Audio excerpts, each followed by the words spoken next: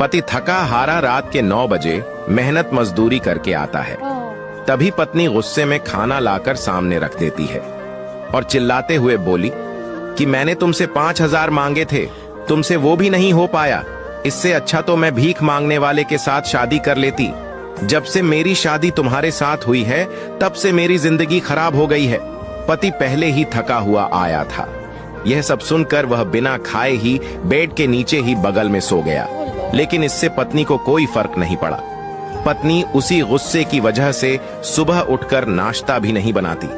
पति सुबह 7 बजे देखता है कि पत्नी अभी तक सोई है। वह बिना कुछ बोले काम के लिए निकल जाता है। शाम को फिर 9 बजे आता है और पानी पीकर सो जाता है। शायद बाहर से कुछ रूखा सूखा खा लिया होगा। 3 दिन तक ऐसे ही चलता रहा।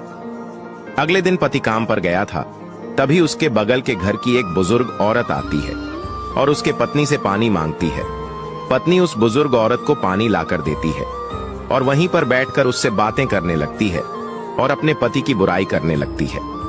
यह सब सुनकर बुजुर्ग औरत बोली, अगर तुम मर्द होती और वो तुम्हारी जगह औरत होता तो क्या तुम 5,000 लाकर दे पाती? यह सुनकर पत्नी चुप रह गई। बूढ़ी फिर बोली, क्या वो अपने कपड़ों पर बहुत खर्च करता है? क्या बच्चों की फीस नहीं भरता? क्या उसने कभी तुम्हें खाली पेट रखा है? ये सब सुनकर पत्नी की आंखें भर आईं। वह धीरे स्वर में बोली, वो तो अपने कपड़े भी सालों तक नहीं लेते। हर बार मेरे और बच्चों के लिए 1-1 रुपए जोड़ते हैं। बूढ़ी औरत बोली, फिर वो दोषी नहीं, वो तो वरदान है बिटिया। पति कितना भी बुरा क्यों ना हो, उसके जाने के बाद कोई काम नहीं आने वाला, यहां तक भाई बहन भी नहीं। उसी दिन शाम को पति फिर थका हारा मायूस चेहरे के साथ घर आता है। दरवाजा खोलते ही देखता है पत्नी पहली बार मुस्कुरा रही है। उसके हाथ में पानी का ग्लास है और टेबल पर गरम खाना रखा है। वह रोते हुए कहती है, मुझे माफ कर दो, मैं बहुत गलत थी। पति बोला, तुम मेरी पत्नी हो, तुम्हारा हक है मुझ पर गुस्सा करने का।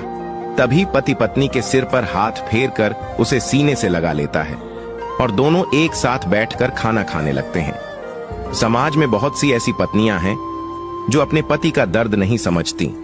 वह 100-50 रुपए बचाने के लिए कभी कभी भूखा रह जाता है। वह सोचता है यही पैसे से बच्चे खा लेंगे या घर पर कुछ काम आ जाएंगे। लेकिन अफसोस है ऐसी पत्नियों पर जो पति का दर्द न समझे। इस कहानी को लेकर आपकी क्या राय है, कमेंट में जरूर बताइए।